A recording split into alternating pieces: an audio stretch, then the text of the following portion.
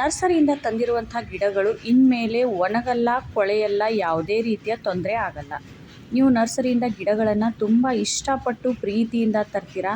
ಅದರಲ್ಲಿರುವಂಥ ಹೂಗಳು ಮಾತ್ರ, ಮೊಗ್ಗುಗಳು ಮಾತ್ರ ಅರಳುತ್ತೆ. ಆಮೇಲೆ ಗಿಡ ಡಲ್ ಆಗ್ತಾ ಹೋಗುತ್ತೆ. ನೀವು ಎಷ್ಟೇ ಫರ್ಟಿಲೈಸರ್ ಹಾಕಿ, ಎಷ್ಟೇ ಒಳ್ಳೆಯ ಸಾಯಿಲ್ ಮಿಕ್ಸ್ ರೆಡಿ ಮಾಡಿದ್ರೂ ಕೂಡ ಗಿಡಗಳು ಬೆಳೆಯಲ್ಲ. ಯಾಕೆ ಅನ್ನೋದಾದರೆ ನೋಡಿ, ಪ್ರತಿಯೊಬ್ಬರಿಗೂ ಗಿಡ ಬೆಳೆಸೋರಿಗೆ ನಮ್ಮ ಗಿಡದಲ್ಲೂ ಕೂಡ ಗೊಂಚಲಾಗಿ ಹೂ ಬರಬೇಕು, ಚೆನ್ನಾಗಿ ಗಿಡ ಬೆಳಿಬೇಕು, ಬುಷಿಯಾಗಿ ಬೆಳಿಬೇಕು ಅನ್ನೋದೆಲ್ಲ ಆಸೆ ಇರುತ್ತೆ. ಆದರೆ ಕೆಲವೊಮ್ಮೆ ಏನು ಮಾಡ್ತೀವಿ ಅಂತಂದರೆ, ಗಿಡಗಳಿಗೆ ಹೆವಿ ಫರ್ಟಿಲೈಸರ್ ಮಾಡೋ ತಪ್ಪು ಮಾಡ್ತೀವಿ. ಅಥವಾ ತಂದ ತಕ್ಷಣ ಸಡನ್ನಾಗಿ ರೀಪಾಟ್ ಮಾಡೋದಾಗಿರ್ಬೋದು, ಅಥವಾ ಗಿಡದ ಡ್ರೈನೇಜ್ ಸಿಸ್ಟಮ್ ಸರಿ ಇಲ್ಲದೆ ಇರೋ ಕಾರಣದಿಂದ ಬೇಡದೇ ಇರುವಂಥ ಸೀಸನ್ನಲ್ಲಿ ಬೇಡದೇ ಇರುವಂಥ ಗಿಡಗಳನ್ನು ತಂದು ನೆಡೋದ್ರಿಂದ ಏನಾಗುತ್ತೆ ಅಂತಂದರೆ ಈ ಎಲ್ಲ ತೊಂದರೆಗಳು ಉಂಟಾಗುತ್ತೆ. ಹಾಗಾಗಿ ನರ್ಸರಿಯಿಂದ ಗಿಡಗಳನ್ನು ತರಬೇಕಾದ್ರೆ ಆ ಸೀಸನ್ ಇದೆಯಾ ಇಲ್ವಾ ಅನ್ನೋದನ್ನು ತಿಳ್ಕೊಂಡು ತೊಗೊಂಡು ಬನ್ನಿ. ಎರಡನೇ ಪಾಯಿಂಟ್ ಬಂದು, ಗಿಡವನ್ನು ತಂದ ತಕ್ಷಣ ಇಮ್ಮಿಡಿಯೇಟಾಗಿ ರೀಪಾಟ್ ಮಾಡಬೇಡಿ. ಒಂದು ವಾರ ಅಥವಾ ಒಂದು 8 ದಿನಗಳವರೆಗೆ ಆ ಗಿಡವನ್ನು ನಿಮ್ಮ ಒಂದು ವಾತಾವರಣಕ್ಕೆ ಅನುಕೂಲಕ್ಕೆ ಸೆಟ್ ಆಗುವಂತೆ ನೋಡ್ಕೊಳ್ಳಿ. ಆಮೇಲೆ ಏನು ಮಾಡಿ, ಗಿಡವನ್ನು ರೀಪಾಟ್ ಮಾಡಿ. ಬೇಸಿಗೆಯಲ್ಲಿ ಗಿಡಗಳನ್ನು ತರ್ತಾ ಇದ್ದರೆ ಯಾವುದೇ ಕಾರಣಕ್ಕೂ ರೂಟ್ ಬೌಲನ್ನು ಡಿಸ್ಟರ್ಬ್ ಮಾಡಿ ಗಿಡಗಳನ್ನು ರೀಪಾಟ್ ಮಾಡಿಬಿಡಿ. ಇಲ್ಲ ಅಂತಂದರೆ ಗಿಡ ತಕ್ಷಣ ಟ್ರಾನ್ಸ್ಪ್ಲಾಂಟ್ ಶಾಕ್ ಉಂಟಾಗಿ ಈ ರೀತಿ ಎಲೆಗಳು ಹಳದಿಯಾಗಿ ಉದುರೋದಕ್ಕೆ ಶುರುವಾಗುತ್ತೆ. ಅದರಲ್ಲಿ ಎಷ್ಟೇ ಮೊಗ್ಗುಗಳಿರಲಿ ಅವೆಲ್ಲ ಡ್ರಾಪ್ ಆಗೋದಕ್ಕೆ ಸ್ಟಾರ್ಟ್ ಆಗುತ್ತೆ. ಹಾಗಾಗಿ ಇವತ್ತು ನಾನು 3 ವಸ್ತುಗಳ ಬಗ್ಗೆ ತಿಳಿಸ್ಕೊಡ್ತಾ ಇದ್ದೀನಿ. 3 ವಸ್ತುಗಳನ್ನು ನೀವು ನಿಮ್ಮ ಗಿಡಗಳಿಗೆ ಅಪ್ಲೈ ಮಾಡೋದ್ರಿಂದ, ರೀಪಾಟ್ ಮಾಡಿದ ನಂತರ ನಾನು ಹೇಳಿರುವಂಥ ಟಿಪ್ಸನ್ನು ಫಾಲೋ ಮಾಡಿ ರೀಪಾಟ್ ಮಾಡಿದರೆ ನಿಮ್ಮ ಗಿಡದಲ್ಲಿ ಈ ರೀತಿಯ ಗಿಡ ಒಣಗುವಂಥ, ಬಡ್ ಡ್ರಾಪ್ ಆಗುವಂಥದ್ದು ಅಥವಾ ಗಿಡ ಸತ್ತೋಗುವಂಥ ಸಾಧ್ಯತೆ ಕಡಿಮೆ ಇರುತ್ತೆ. ನೋಡಿ, ಯಾವುದೇ ಗಿಡವನ್ನು ನೀವು ತರ್ತಾ ಇದ್ದೀರಾ ಅಂತಂದರೆ ಆ ಗಿಡ ಮೊದಲನೇದಾಗಿ ಹೆಲ್ದಿಯಾಗಿರಬೇಕು. ಅದರಲ್ಲಿ ಲಶ್ ಗ್ರೀನ್ ಆಗಿರುವಂಥ ಎಲೆಗಳಿರಬೇಕು, ಹೊಸ ಚಿಗುರು ಅದರಲ್ಲಿ ಬರ್ತಾ ಇರಬೇಕು. ನೋಡಿ, ಇದು ನಾನು ನರ್ಸರಿಯಿಂದ ತಂದಿರುವಂಥ ಗಿಡ. ಆನೇಕಲ್ ಮಳೆಯಿಂದ ಸ್ವಲ್ಪ ಗಿಡ ಡ್ಯಾಮೇಜ್ ಆಗಿದೆ. ಆದರೆ ಈ ಗಿಡ ತಂದು ಸುಮಾರು ಒಂದು 20 ದಿನ ಆಯಿತು. ನಾನು ಇನ್ನೂವರೆಗೂ ರೀಪಾಟ್ ಮಾಡಿಲ್ಲ. ಜೊತೆಗೆ ಅದರಲ್ಲಿ ನೆಟ್ ಪಾಟ್ ಇದೆ. ಇವಾಗ ಬೇಸಿಗೆಯಲ್ಲಿ ನೀವು ಗಿಡಗಳನ್ನು ತಂದರೆ ಯಾವುದೇ ಕಾರಣಕ್ಕೂ ನೆಟ್ ಪಾಟ್ ತೆಗೆಯೋದಾಗಿರ್ಬೋದು, ರೂಟ್ ಬೌಲ್ ಅಂತಂದರೆ ಅದರಲ್ಲಿರುವಂಥ ಮಣ್ಣನ್ನು ಡಿಸ್ಟರ್ಬ್ ಮಾಡಬೇಡಿ. ಕೇವಲ ಕೆಳಗಡೆ ಏನು ಬೇರೆ ಎಳ್ಕೊಂಡಿರುತ್ತಲ್ಲ ಅದನ್ನು ಸ್ವಲ್ಪ ಒಂದು 10% ಲೂಸ್ ಮಾಡಿ ನೀವು ರೆಡಿ ಮಾಡಿರುವಂಥ ಸಾಯಿಲ್ ಮಿಕ್ಸ್ಚರಲ್ಲಿ ನೆಟ್ ಬಿಡಿ. ಮುಂದೆ ಮಳೆಗಾಲದಲ್ಲಿ ನೀವೇನು ಮಾಡ್ಬೋದು, ಕಂಪ್ಲೀಟಾಗಿ ಮಣ್ಣು ತೆಗೆದು ನೀವು ರೂಟ್ ಬೌಲನ್ನು, ನೆಟ್ ಪಾಟನ್ನು ಕಟ್ ಮಾಡಿ ಹೊಸ ಮಣ್ಣಿನಲ್ಲಿ ಅದನ್ನು ನೆಡ್ಬೋದು. ಆಮೇಲೆ ಯಾವುದೇ ಗಿಡವನ್ನು ಸೆಲೆಕ್ಟ್ ಮಾಡಬೇಕಾದ್ರೆ ಅದರಲ್ಲಿ ಮೊಗ್ಗುಗಳಿದ್ದರೆ ಆ ಗಿಡ ಹೆಲ್ದಿಯಾಗಿದೆ ಅಂತ ಅರ್ಥ. ಹಾಗಂತ ಕೇವಲ ಮೊಗ್ಗುಗಳಿರಬಾರ್ದು, ಅದರಲ್ಲಿ 4 ರಿಂದ 5 ಬ್ರಾಂಚಸ್ ಮಿನಿಮಮ್ ಇರಬೇಕು. ಎಷ್ಟು ಬ್ರಾಂಚಸ್ ಇರುತ್ತೋ ಅಷ್ಟು ಗಿಡ ಹೆಲ್ದಿಯಾಗಿರುತ್ತೆ. ಕೇವಲ ಒಂದೇ ಒಂದು ಕಡ್ಡಿ ಇದೆ, ಮೇಲ್ಗಡೆ ದೊಡ್ಡ ಹೂ ಅರಳಿದೆ, ಆ ಗಿಡವನ್ನು ಸೆಲೆಕ್ಟ್ ಮಾಡಿದ್ರೆ ಆ ಗಿಡ ಚೆನ್ನಾಗಿ ಬೆಳೆಯಲ್ಲ. ಯಾಕಂತಂದರೆ ಅವರು ಅತಿಯಾದ ಕೆಮಿಕಲ್ ಫರ್ಟಿಲೈಸರನ್ನು ಹಾಕಿರೋದ್ರಿಂದ ಅದರಲ್ಲಿ ಹೂ ಮೊಗ್ಗು ಏನೋ ಬಂದಿರುತ್ತೆ, ಆದರೆ ಸೈಡ್ ಬ್ರಾಂಚಸ್ ಬಂದಿರಲ್ಲ. ಹಾಗಾಗಿ ಯಾವುದೇ ಗಿಡವನ್ನು ನೀವು ಸೆಲೆಕ್ಟ್ ಮಾಡಬೇಕಾದ್ರೆ 4 ರಿಂದ 5 ಅದರಲ್ಲಿ ಎಕ್ಸ್ಟ್ರಾ ಬ್ರಾಂಚಸ್ ಇರಲೇಬೇಕು. ಆಮೇಲೆ ಜೊತೆಗೆ ಆ ಗಿಡದಲ್ಲಿ ಯಾವುದೇ ರೀತಿಯ ಪೆಸ್ಟ್ ಅಟ್ಯಾಕ್ ಆಗಿರಬಾರ್ದು. ಕೆಲವೊಮ್ಮೆ ಮಣ್ಣಿನಲ್ಲಿರುತ್ತೆ, ನಮಗೆ ಗೊತ್ತಾಗಲ್ಲ. ಅದಕ್ಕೂ ಕೂಡ ನಾನು ನಿಮಗೆ ಸೊಲ್ಯೂಷನ್ ಮುಂದೆ ಹೇಳ್ತೀನಿ. ಅದಕ್ಕೋಸ್ಕರ ಹೇಳೋದು, ವಿಡಿಯೋನ ಪೂರ್ತಿಯಾಗಿ ನೋಡಿ, ಜೊತೆಗೆ ಚಾನಲನ್ನು ಸಬ್ಸ್ಕ್ರೈಬ್ ಮಾಡ್ಕೊಳ್ಳಿ ಅಂತ. ನೆಕ್ಸ್ಟ್ ಬರುವಂಥದ್ದು, ಅತಿಯಾಗಿ ಎಳೆಯದಾಗಿರುವಂಥ ಗಿಡಗಳನ್ನು ಕೂಡ ಸೆಲೆಕ್ಟ್ ಮಾಡಬೇಡಿ. ಸ್ವಲ್ಪ ಮೆಚ್ಯೂರ್ ಆಗಿರಲಿ. ಇನ್ನೂ ಅದನ್ನು ಕಟಿಂಗ್ ಹಾಕಿದ್ದಾರೆ ಆವಾಗಲೇ ನೀವು ಆ ಗಿಡವನ್ನು ತಂದರೆ ಏನಾಗುತ್ತೆ ಅಂತಂದರೆ, ಆ ಗಿಡ ಇನ್ನೂ ಆ ನರ್ಸರಿಗೆ ಅಡ್ಜಸ್ಟ್ ಆಗಿರಲ್ಲ. ಆವಾಗಲೇ ನೀವು ಅದನ್ನು ಹೊಸ ವಾತಾವರಣದಲ್ಲಿ ತಂದು ಅದನ್ನು ತಕ್ಷಣ ರೀಪಾಟ್ ಮಾಡಿದ್ರೂ ಕೂಡ ಆ ಗಿಡ ಏನಾಗುತ್ತೆ, ಟ್ರಾನ್ಸ್ಪ್ಲಾಂಟಿಂಗ್ ಶಾಕ್ಗೆ ಒಳಗಾಗಿ ಸತ್ತೋಗುವಂಥ ಸಾಧ್ಯತೆ ಇರುತ್ತೆ. ಹಾಗಾಗಿ ಗಿಡಗಳನ್ನು ಸಾಧ್ಯವಾದಷ್ಟು ಏನು ಮಾಡಿ, ನೀವು ನೋಡಿ ಗಿಡಗಳನ್ನು ಸೆಲೆಕ್ಟ್ ಮಾಡ್ಕೊಳ್ಳಿ. ಗಿಡಗಳು ಎಷ್ಟು ಹೆಲ್ದಿಯಾಗಿರುತ್ತೆ, ಎಷ್ಟು ಅದರಲ್ಲಿ ಬ್ರಾಂಚಸ್ ಇರುತ್ತೋ ಅಷ್ಟು ಚೆನ್ನಾಗಿ ಅದು ನಿಮಗೆ ನಿಮ್ಮ ಗಾರ್ಡನ್ನಲ್ಲಿ ಹೂಗಳನ್ನು ಕೊಡುತ್ತೆ. ನೋಡಿ, ಇದು ಮಿನಿಯೇಚರ್ ಸೇವಂತಿಗೆ ಗಿಡ. ಇದು ಕಂಪ್ಲೀಟಾಗಿ ಒಣಗೋಗಿತ್ತು. ಅದರ ಕೆಳಗಡೆ ಏನು ಅದರ ಒಂದು ಮೇನ್ ಕಾಂಡ ಒಣಗಿತ್ತಲ್ಲ, ಅದರಿಂದ ಮತ್ತೇನಾಗುತ್ತೆ, ಕೌಲು ಒಡೆದು ಅದರಲ್ಲಿ ಗಿಡಗಳು ಹುಟ್ಕೊಳ್ತಾ ಇದೆ. ಜೊತೆಗೆ ನೋಡಿ, ಕಟ್ಟಿಂಗ್ನಿಂದ ಬೆಳೆಸಿರುವಂಥ ಬಟನ್ ರೋಸ್, ಇದು ಕೂಡ ಗೊಂಚಲಾಗಿ ಹೂಗಳನ್ನು ಕೊಡ್ತಾ ಇದೆ. ಇನ್ನೊಂದು ಪಾಯಿಂಟ್ ನೀವು ಗಮನದಲ್ಲಿ ಏನಿಡಬೇಕು ಅಂತಂದರೆ, ಯಾವುದೇ ಗಿಡವನ್ನು ತರ್ತಾ ಇದ್ದೀರಾ ಅಂತಂದರೆ ನೋಡಿ ಅದರಲ್ಲಿ ಗ್ರೋತ್ ಚೆನ್ನಾಗಿದೆ ಅಂತಂದರೆ ಆ ಗಿಡವನ್ನು ನೀವೇನು ಮಾಡಿ, ಸಾಧ್ಯವಾದಷ್ಟು ಕಟ್ಟಿಂಗ್ನಿಂದ ಬೆಳೆಸುವಂಥ ಒಂದು ಪ್ರಯತ್ನ ಮಾಡಿ. ನಾನು ಕೂಡ ಈ ಬಟನ್ ರೋಸ್ನ ಮೇನ್ ಗಿಡ ಏನಿದೆಯಲ್ಲ ಅದು ಹೊರಟೋಗಿದೆ. ಆದರೆ ನಾನು ಇದರಿಂದ 2 ರಿಂದ 3 ಗಿಡಗಳನ್ನು ರೆಡಿ ಮಾಡ್ಕೊಂಡಿದ್ದೀನಿ.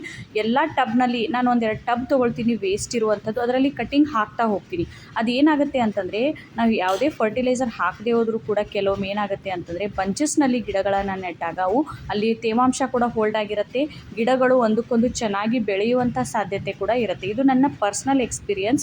ನೀವು ನೋಡಿ ನಿಮ್ಗೆ ಹೇಗೆ ಅನುಕೂಲ ಆಗುತ್ತೋ ಆ ರೀತಿ ಕಟಿಂಗ್ಸ್ಗಳನ್ನು ಹಾಕ್ಕೊಳ್ಳಿ. ಹೈಬ್ರಿಡ್ ಆಗಿರ್ಬೋದು, ದೇಸಿ ಆಗಿರ್ಬೋದು, ಎಲ್ಲ ಗಿಡದ ಕಟಿಂಗ್ ಖಂಡಿತ ಬೆಳೆಯುತ್ತೆ. ನೀವು ನನ್ನ ಗಾರ್ಡನ್ನಲ್ಲಿ ದೇಸಿ ದಾಸವಾಳ, ಹೈಬ್ರಿಡ್ ದಾಸವಾಳ, ದೇಸಿ ಗುಲಾಬಿ, ಹೈಬ್ರಿಡ್ ಗುಲಾಬಿ ಎಲ್ಲ ಕಟಿಂಗ್ಗಳನ್ನು ನಾನು ನಿಮಗೆ ಹಳೆ ವಿಡಿಯೋಗಳಲ್ಲಿ ತೋರಿಸ್ತಾ ಬಂದಿದ್ದೀನಿ. ಸೊ ಇವತ್ತು ನಾವು ಯಾವ 3 ವಸ್ತುಗಳನ್ನು ಗಿಡಗಳಿಗೆ ರೀಪಾಟ್ ಮಾಡಿದ ನಂತರ ಅಪ್ಲೈ ಮಾಡಬೇಕು ಅನ್ನೋದನ್ನು ತಿಳಿಸ್ಕೊಡ್ತಾ ಇದ್ದೀನಿ.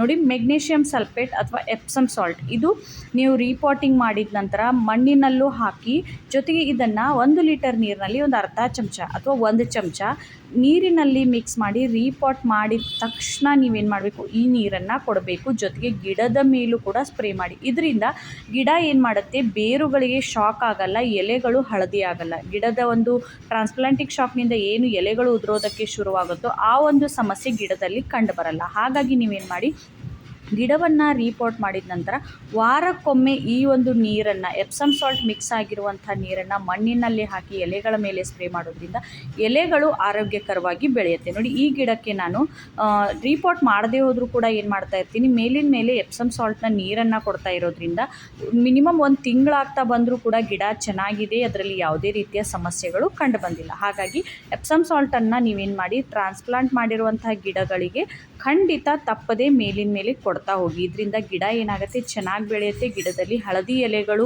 ಮೊಗ್ಗುದುರುವಂಥ ಸಮಸ್ಯೆ ಬರಲ್ಲ. ಜೊತೆಗೆ ವಾತಾವರಣಕ್ಕೆ ಹೊಂದ್ಕೊಳ್ಳುತ್ತೆ ಗಿಡ. ಎಪ್ಸಮ್ ಸಾಲ್ಟನ್ನು ಹಾಕೋದ್ರಿಂದ ಏನು ವಾತಾವರಣದ ಬದಲಾವಣೆ ಅಂತ, ನರ್ಸರಿಯಲ್ಲಿರುವಂಥ ವಾತಾವರಣ ಬೇರೆ ಇರುತ್ತೆ, ನಾವು ಮನೆಗೆ ತರುವಂಥ ನಂತರ ಅಲ್ಲೊಂದು ವಾತಾವರಣ ಬೇರೆ ಇರುತ್ತೆ. ಆವಾಗ ಏನಾಗುತ್ತೆ, ಗಿಡ ಹೊಂದ್ಕೊಳ್ಳುತ್ತೆ, ಅದು ಕೂಡ ಅಡ್ಜಸ್ಟ್ ಆಗುತ್ತೆ. ಅದಕ್ಕೆ ಈ ಎಪ್ಸಮ್ ಸಾಲ್ಟ್ ತುಂಬಾ ಸಪೋರ್ಟ್ ಮಾಡುತ್ತೆ. ಆಮೇಲೆ ಎಲೆಗಳು ಹಳದಿ ಆಗಲ್ಲ, ಎಲೆಗಳಲ್ಲಿ ಕ್ಲೋರೋಫಿಲ್ ಅಂಶ ಹೆಚ್ಚಾಗ್ತಾ ಹೋಗುತ್ತೆ. ಎಲೆಗಳು ಎಷ್ಟು ಆರೋಗ್ಯಕರವಾಗಿ ಬೆಳೆಯುತ್ತೋ ಅಷ್ಟು ಅದು ಫುಡ್ಡನ್ನು ತಯಾರಿಸ್ಕೊಳ್ಳುತ್ತೆ. ಇದರಿಂದ ಮೊಗ್ಗುಗಳು ಕೂಡ ತುಂಬ ಚೆನ್ನಾಗಿ ಬರೋದಕ್ಕೆ ಇದು ಸಹಾಯ ಮಾಡುತ್ತೆ. ಅಂತ ಮೇಲಿನ ಮೇಲೆ ಬಳಸಬೇಡಿ. 8ರಿಂದ 10 ದಿನಗಳ ಗ್ಯಾಪಲ್ಲಿ ಕೊಟ್ಟರೆ ಸಾಕು. ಇಲ್ಲ ಅಂತಂದರೆ ನೀವು ಮೇಲಿನ ಮೇಲೆ ಬಳಸೋದ್ರಿಂದ ಗಿಡಗಳಿಗೆ ಒಂದೇ ಒಂದು ಫರ್ಟಿಲೈಸರ್ ಮೇಲಿನ ಮೇಲೆ ಬಳಸೋದ್ರಿಂದ ಕೂಡ ಗಿಡಗಳು ಹಾನಿಗೊಳಗಾಗುವಂಥ ಸಾಧ್ಯತೆ ಇರುತ್ತೆ. ಆಮೇಲೆ ನೋಡಿ, ಹ್ಯೂಮಿಕ್ ಆ್ಯಸಿಡ್, ಇದು ಬೇರುಗಳನ್ನು ನಾವು ಡಿಸ್ಟರ್ಬ್ ಮಾಡಿ ಬೇರೆ ಮಣ್ಣಿನಲ್ಲಿ ನೆಟ್ಟಿರ್ತೀವಿ. ಆ ಬೇರು ಚೆನ್ನಾಗಿ ಆ ಮಣ್ಣಿನಲ್ಲಿ ಹೊಂದ್ಕೊಳ್ಬೇಕು, ಆಳವಾಗಿ ಬೇರುಗಳು ಎಳ್ಕೊಳ್ಬೇಕು ಅಂತಂದರೆ ಈ ಹ್ಯೂಮಿಕ್ ಆ್ಯಸಿಡನ್ನು ನೀವು ಕೊಡಲೇಬೇಕು. 7 ದಿನಗಳ ಗ್ಯಾಪಲ್ಲಿ ಎಪ್ಸಮ್ ಸಾಲ್ಟ್ ಕೊಟ್ಟರೆ ಮತ್ತೊಂದು 7ರಿಂದ 8 ದಿನಗಳ ಗ್ಯಾಪಲ್ಲಿ ಹ್ಯೂಮಿಕ್ ಆ್ಯಸಿಡ್ ಕೊಡಿ. ಇದು ಬೇರುಗಳ ಬೆಳವಣಿಗೆಗೆ, ಏನು ಬಿಳಿ ಬೇರುಗಳು ಬರುತ್ತಲ್ಲ, ಹೊಸ ಬೇರುಗಳು, ಫೈಬ್ರಸ್ ರೂಟ್ಸ್ ಅಂತ ಕರಿತೀವಿ, ಅದು ಬೆಳೆಯೋದಕ್ಕೆ ಇದು ತುಂಬಾ ಸಹಾಯ ಮಾಡುತ್ತೆ. ಆಹಾರವನ್ನು ಹೀರಿಕೊಳ್ಳುವಂಥ ಬೇರುಗಳೇ ಈ ಫೈಬ್ರಸ್ ರೂಟ್ಸ್. ಇವು ಎಷ್ಟು ಚೆನ್ನಾಗಿ ಗಿಡದಲ್ಲಿ ಬೆಳೆಯುತ್ತೋ ಆ ಗಿಡ ತುಂಬ ಚೆನ್ನಾಗಿ ಎತ್ತರಕ್ಕೂ ಬೆಳೆಯುತ್ತೆ, ಹೂಗಳನ್ನು ಕೂಡ ಕೊಡುತ್ತೆ. ಹಾಗಾಗಿ ಹೊಸ ಮಣ್ಣಿನಲ್ಲಿ ಬೇರುಗಳು ಆಳವಾಗಿ ಹೋಗಬೇಕು ಅಂತಂದರೆ ಈ ಹ್ಯೂಮಿಕ್ ಆ್ಯಸಿಡ್ ನೀರನ್ನು ನೀವು ತಪ್ಪದೆ 15 ದಿನಕ್ಕೊಮ್ಮಾದರೂ ಕೊಡಲೇಬೇಕು.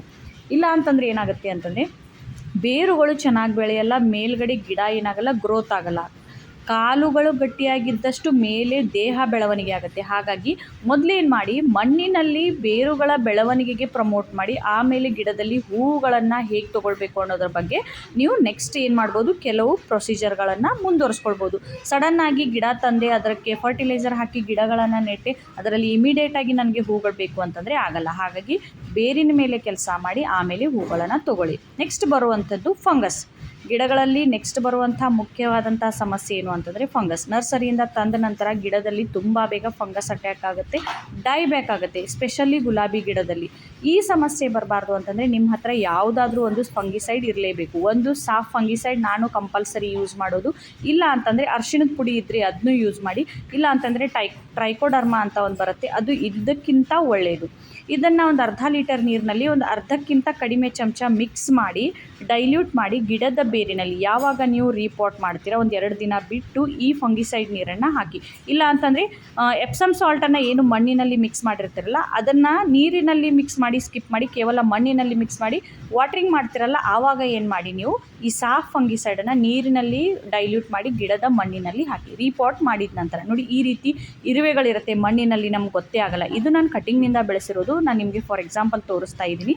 ನಮಗೆ ಗೊತ್ತಿರಲ್ಲ ಆ ಮಣ್ಣಿನಲ್ಲಿ ಏನೇನೆಲ್ಲ ಬ್ಯಾಕ್ಟೀರಿಯಾ ಇದೆ, ಏನೆಲ್ಲ ಇನ್ಫೆಕ್ಷನ್ ಇದೆ ಅನ್ನೋದನ್ನು ನಮಗೆ ಗೊತ್ತಿರಲ್ಲ. ಹಾಗಾಗಿ ನೀವೇನು ಮಾಡ್ಬೋದು, ಈ ಫಂಗಿಸೈಡ್ ನೀರನ್ನು ಗಿಡಗಳ ಮೇಲೆ ಸ್ಪ್ರೇ ಮಾಡೋದ್ರಿಂದ, ಎಲೆಗಳ ಮೇಲೆ ಸ್ಪ್ರೇ ಮಾಡೋದ್ರಿಂದ, ಮಣ್ಣಿನಲ್ಲಿ ಕೊಡೋದ್ರಿಂದ ಕೂಡ ಗಿಡಗಳು, ನರ್ಸರಿಯಿಂದ ತಂದಿರುವಂಥ ಗಿಡಗಳು ತುಂಬಾ ಹಂತದವರೆಗೆ ಅದರಲ್ಲಿರುವಂಥ ರೋಗಗಳನ್ನು ಇದು ನಾಶ ಮಾಡುತ್ತೆ. ಗಿಡ ಹೆಲ್ದಿಯಾಗಿ ಬೆಳೆಯೋದಕ್ಕೆ ಇದು ಸಪೋರ್ಟ್ ಮಾಡುತ್ತೆ. ನೋಡಿ, ಇದು ದಾಸವಾಳ ಗಿಡ, ಇದನ್ನು ಕೂಡ ಕಟಿಂಗ್ನಿಂದ ಬೆಳೆಸಿದ್ದೀನಿ. ಇದು ನನ್ನ ಗಮನಕ್ಕೆ ಬಂದಿಲ್ಲ ಯಾವಾಗ ಇಷ್ಟೊಂದು ಮಿಲಿಬಗ್ಸ್ ಇದ್ರ ಮೇಲೆ ಅಟ್ಯಾಕ್ ಆಗಿದೆ ಅಂತ. ನಾನು ಇದನ್ನು ಏನು ಮಾಡ್ತೀನಿ ಅಂತಂದರೆ, ಮೊನ್ನೆ ನಾನೊಂದು ಲಿಕ್ವಿಡ್ ಇನ್ಸೆಕ್ಟಿಸೈಡ್ ತೋರಿಸಿದ್ನಲ್ಲ, ಕರ್ಪೂರ ಗೋಮೂತ್ರ ಹಾಗೂ ನೀಮ್ ಆಯಿಲ್ ಅದನ್ನು ಮಿಕ್ಸ್ ಮಾಡಿ ಏನು ಮಾಡ್ತೀನಿ, ನಾಳೆ ಇದಕ್ಕೆ ಸ್ಪ್ರೇ ಮಾಡ್ತೀನಿ. ಸದ್ಯಕ್ಕೆ ನನಗಿದು ಕಣ್ಣಿಗೆ ಬಿದ್ದಿರೋದ್ರಿಂದ ಈ ಸಾಫ್ ನೀರನ್ನು ಏನು ಮಾಡ್ತಾ ಇದ್ದೀನಿ, ಇದ್ರ ಮೇಲೆ ಜಸ್ಟ್ ಸ್ಪ್ರಿಂಕಲ್ ಮಾಡ್ತೀನಿ, ಇದರ ಮಣ್ಣಿನಲ್ಲೂ ಕೂಡ ಕೊಡ್ತೀನಿ. ನನಗೆ ಈಗ ಸದ್ಯಕ್ಕೆ ಸ್ಪ್ರೇ ಮಾಡೋದಕ್ಕೆ ಸಾಧ್ಯ ಇಲ್ಲ, ಹಾಗಾಗಿ ನಾಳೆ ಇದನ್ನು ಏನು ಮಾಡ್ತೀನಿ, ನಾನು ಕಂಟ್ರೋಲ್ ಮಾಡ್ಕೊಳ್ತೀನಿ. ನೋಡಿ, ಈ ರೀತಿ ಮಿಲಿಬಗ್ಸ್ ಆಗೋವರೆಗೂ ಗಿಡಗಳನ್ನು ಬಿಡಬೇಡಿ. ನರ್ಸರಿಯಿಂದ ತರಬೇಕಾದ್ರೂ ಕೂಡ ಪ್ರತಿಯೊಂದು ಎಲೆ, ಪ್ರತಿಯೊಂದು ಬ್ರಾಂಚನ್ನು ಚೆಕ್ ಮಾಡಿ ತೊಗೊಂಡ್ಬಳಿ. ಒಂದೇ ಒಂದು ಮಿಲಿಬಗ್ ಆ ಗಿಡದಲ್ಲಿ ಇದ್ದರೂ ಕೂಡ ನಿಮ್ಮ ಗಾರ್ಡನ್ನಲ್ಲಿರುವಂಥ ಎಲ್ಲ ಗಿಡಗಳ ಮೇಲೆ ಅದು ಹರಡ್ಕೊಳ್ಳುತ್ತೆ. ತುಂಬಾ ಹಾನಿಕಾರಕ ಕೀಟ ಅಂತಲೇ ಹೇಳ್ಬೋದು ಈ ಮಿಲಿಬಗ್. ಎಲೆಗಳಲ್ಲಿರುವಂಥ ಎಲ್ಲ ಒಂದು ಪೋಷಕಾಂಶಗಳನ್ನು ಹೀರ್ಕೊಳ್ಳುತ್ತೆ, ಮೊಗ್ಗುಗಳಲ್ಲಿರುವಂಥ ಪೋಷಕಾಂಶಗಳನ್ನು ಹೀರ್ಕೊಳ್ಳುತ್ತೆ. ಹಾಗಾಗಿ ಇದನ್ನು ಏನು ಮಾಡಿ, ಗಮನ ಕೊಟ್ಟು ನೀವು ಗಿಡಗಳನ್ನು ಸೆಲೆಕ್ಟ್ ಮಾಡ್ಕೊಳ್ಳಿ. Last but not the least, ಇದು ಮೈಕ್ರೋನ್ಯೂಟ್ರಿಯೆಂಟ್ಸ್, ಸೀವೀಡ್ ಲಿಕ್ವಿಡ್, ಇದು ಕಂಪಲ್ಸರಿ ನಿಮ್ಮ ಹತ್ರ ಇರಲೇಬೇಕು. ಇದು ಕೂಡ ಗಿಡಗಳಿಗೆ ಸೂಕ್ಷ್ಮ ಪೋಷಕಾಂಶಗಳನ್ನು ಒದಗಿಸುತ್ತೆ. ಗಿಡಗಳಿಗೆ ತುಂಬಾ ನಮ್ಮ ವಾತಾವರಣಕ್ಕೆ ಹೊಂದ್ಕೊಳ್ಳೋಕ್ಕೆ ಸಹಾಯ ಮಾಡುತ್ತೆ. ಹ್ಯೂಮಿಕ್ ಆ್ಯಸಿಡ್ ಇಲ್ಲ ಅನ್ನೋರು ನೀವೇನು ಮಾಡ್ಬೋದು, ಈ ಸೀವಿಡ್ ಲಿಕ್ವಿಡ್ ಫರ್ಟಿಲೈಸರನ್ನು ಕೂಡ ನೀವು ಗಿಡಗಳಿಗೆ ಟ್ರಾನ್ಸ್ಪ್ಲಾಂಟ್ ಅಂತಂದರೆ ರೀಪಾಟ್ ಮಾಡಿದ ನಂತರ ಕೊಡ್ಬೋದು. ಗ್ರ್ಯಾನ್ಯುವಲ್ಸ್ ಫಾರ್ಮ್ನಲ್ಲೂ ಸಿಗುತ್ತೆ ಹ್ಯೂಮಿಕ್ ಆ್ಯಸಿಡ್ ಮತ್ತು ಸೀವಿಡ್ ಗ್ರ್ಯಾನ್ಯುವಲ್ಸ್ ಲಿಕ್ವಿಡ್ ಫಾರ್ಮ್ನಲ್ಲೂ ಸಿಗುತ್ತೆ. ನಿಮ್ಗೆ ಯಾವ್ದು ಅನುಕೂಲ ಆಗುತ್ತೋ ಅದನ್ನು ಬಳಸಿ. ನೋಡಿ, ಮಳೆ ಆಗ್ತಾ ಇರೋದ್ರಿಂದ ನನ್ನ ರೇನ್ ಲಿಲೀಸ್ನಲ್ಲಿ ತುಂಬ ಚೆನ್ನಾಗಿ ಇವಾಗ ಫ್ಲವರಿಂಗ್ ಆಗ್ತಾ ಇದೆ. ನೀವು ಇವಾಗ ಇದನ್ನು ಬಲ್ಬ್ನಿಂದ ಬೆಳೆಸ್ಕೊಳ್ಬೋದು. ನಿಮ್ಮ ಹತ್ರ ಬಲ್ಬ್ ಇದ್ದರೆ ಅವುಗಳನ್ನು ರೀಪಾಟಿಂಗ್ ಕೂಡ ಇವಾಗ ಮಾಡ್ಕೊಳ್ಬೋದು. ಸೊ ನೋಡಿದ್ರಲ್ಲ, ನರ್ಸರಿಯಿಂದ ತಂದಿರುವಂಥ ಗಿಡಗಳನ್ನು ಹೇಗೆಲ್ಲ ಸೇವ್ ಮಾಡಬೇಕು, ಹೇಗೆ ಸೆಲೆಕ್ಟ್ ಮಾಡಬೇಕು ಅನ್ನೋದನ್ನು ಈ ವಿಡಿಯೋನಲ್ಲಿ ತಿಳಿಸ್ಕೊಟ್ಟಿದ್ದೀನಿ. ವಿಡಿಯೋ ಇನ್ಫಾರ್ಮೇಟಿವ್ ಆಗಿದ್ದರೆ ಲೈಕ್, ಶೇರ್, ಸಬ್ಸ್ಕ್ರೈಬ್ ಮಾಡಿ. Thanks for watching. Bye. Happy gardening. Take care. Bye.